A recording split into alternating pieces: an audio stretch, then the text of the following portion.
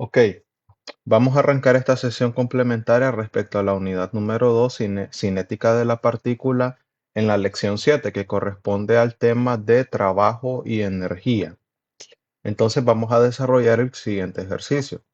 El encabezado dice, si el motor ejerce una fuerza F igual a, abre paréntesis, 600 más 2 veces S cuadrado, donde ese es el desplazamiento, por supuesto, en Newton en el cable. Determine la rapidez del embalaje de 100 kilogramos cuando se eleva una distancia S igual a 15 metros. Inicialmente el embalaje está en reposo en el suelo. Entonces, para tener una visualización del problema, vamos a ver la siguiente imagen. Entonces,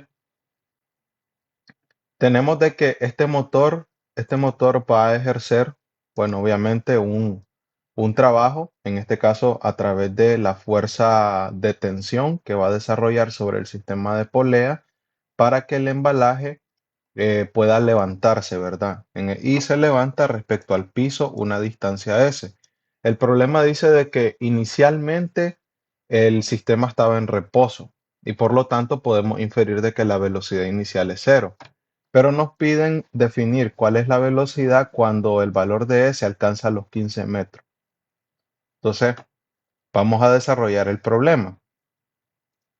Ok, ¿qué es lo que tenemos? Tenemos un pequeño esquema. Nosotros partimos obviamente del principio de trabajo y energía, donde sabemos que el trabajo realizado total de un punto inicial a un punto final, la sumatoria del trabajo realizado por todas las fuerzas que intervienen en el sistema, simplemente los cambios de energía cinética.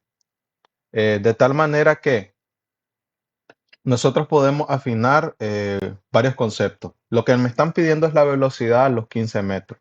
Entonces, como lo que me piden es la velocidad, obviamente que la ecuación o la magnitud física que me va a permitir relacionar la velocidad con mi problema, obviamente va a ser el concepto de energía cinética. O sea, vamos a tener una energía cinética inicial, que es simplemente pues, un medio de la masa, en este caso la masa del embalaje, que es de 100 kilogramos por la velocidad 1 al cuadrado.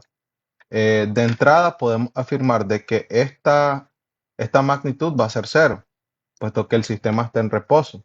Entonces luego tenemos la energía cinética en el punto 2, que es igual, o sea, simplemente un medio de la masa por la velocidad 2 al cuadrado. Y aquí tenemos la magnitud física que me puede permitir relacionar mi incógnita, que es la velocidad a los 15 metros, con el problema que estamos desarrollando.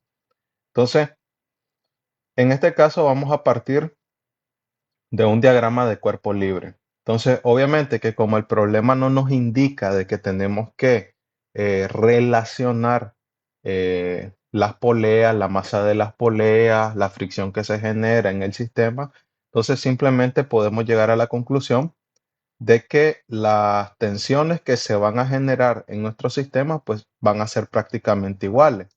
Es decir, que la tensión que se me genera en mi sistema de polea va a ser la misma.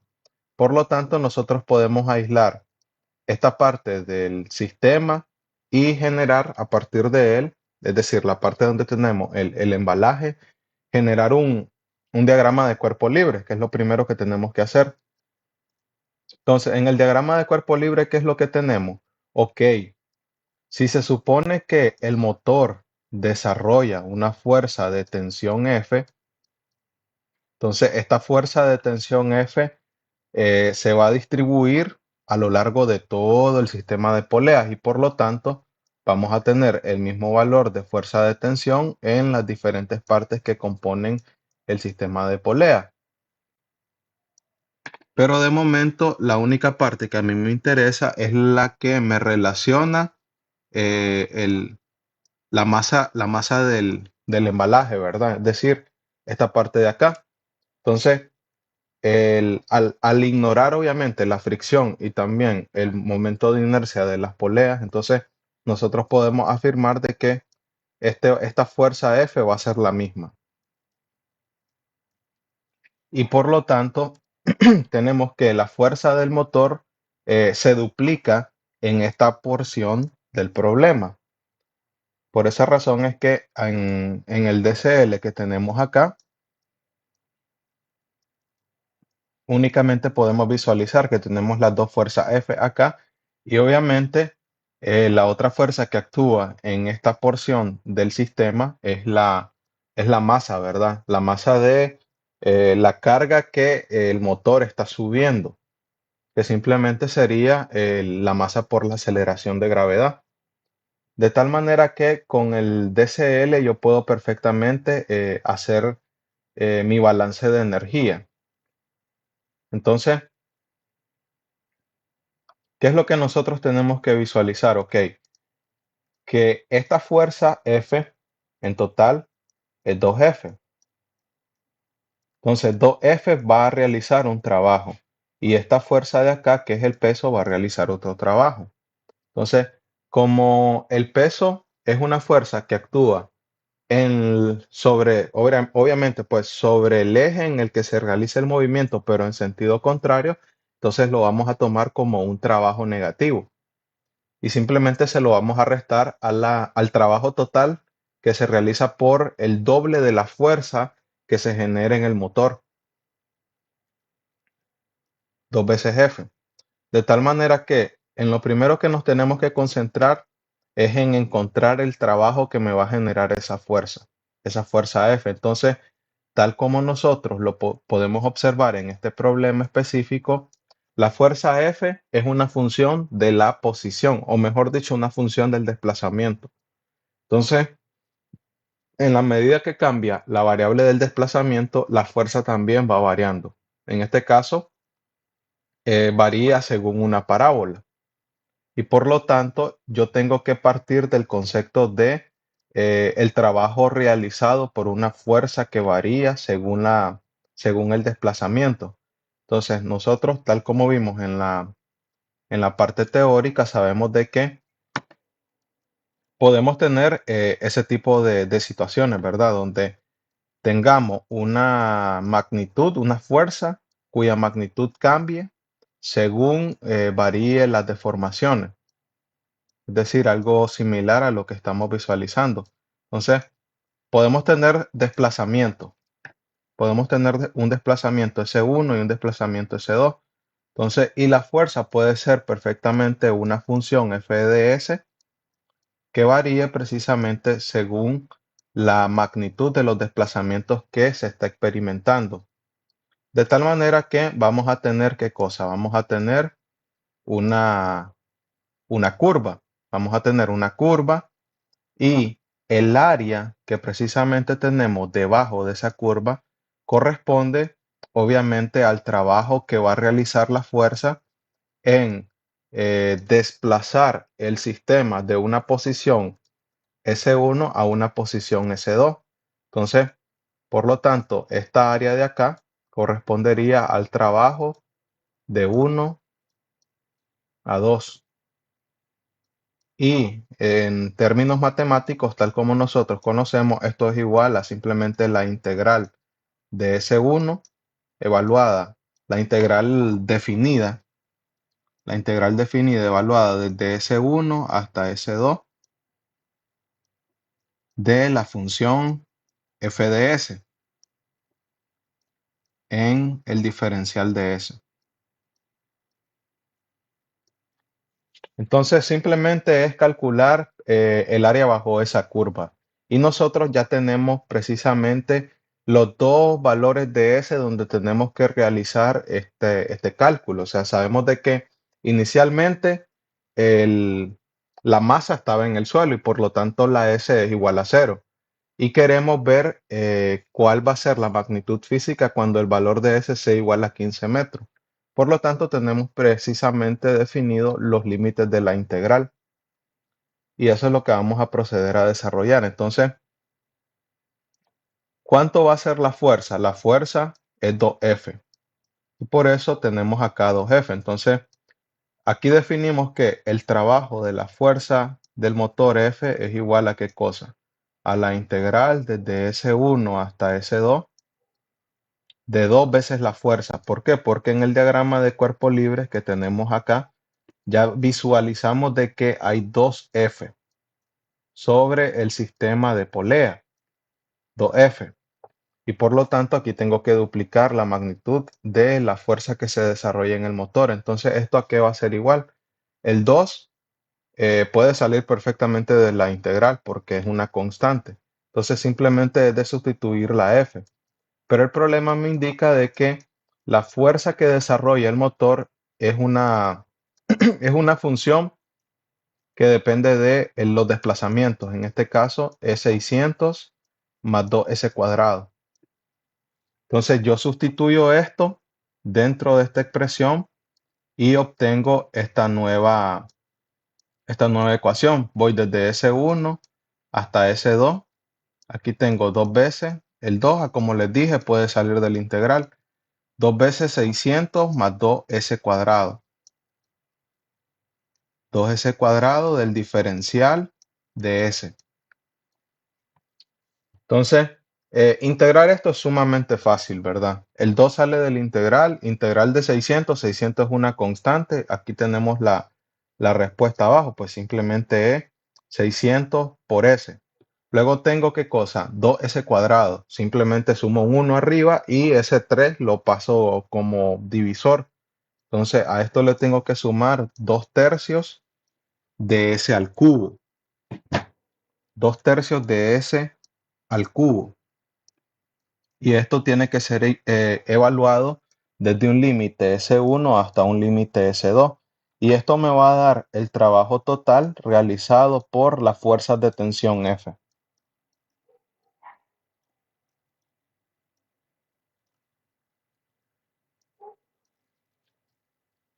Entonces simplemente aquí tenemos que evaluar dentro de los límites de la integral para poder tener esa solución.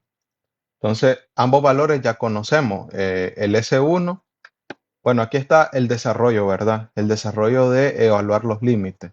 Y nosotros ya sabemos perfectamente, ustedes lo pueden comprobar con la calculadora, que S2 son 15 metros y que S1 es simplemente 0.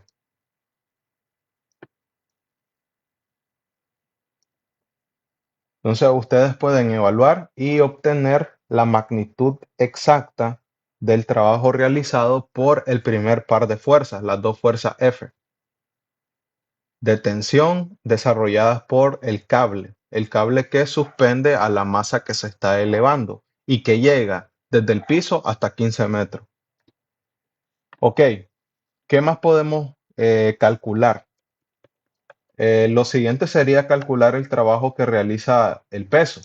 Entonces, como les decía, si el movimiento de mi masa es hacia arriba, y como el peso apunta en el sentido contrario, el trabajo que va a realizar va a ser un trabajo negativo.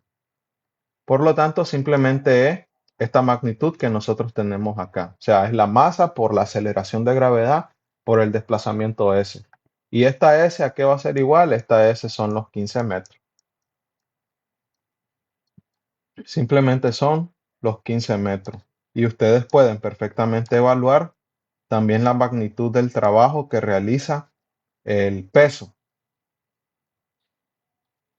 Y luego aquí el par de variables que nosotros ya conocemos. O sea, simplemente son los cambios de energía cinética.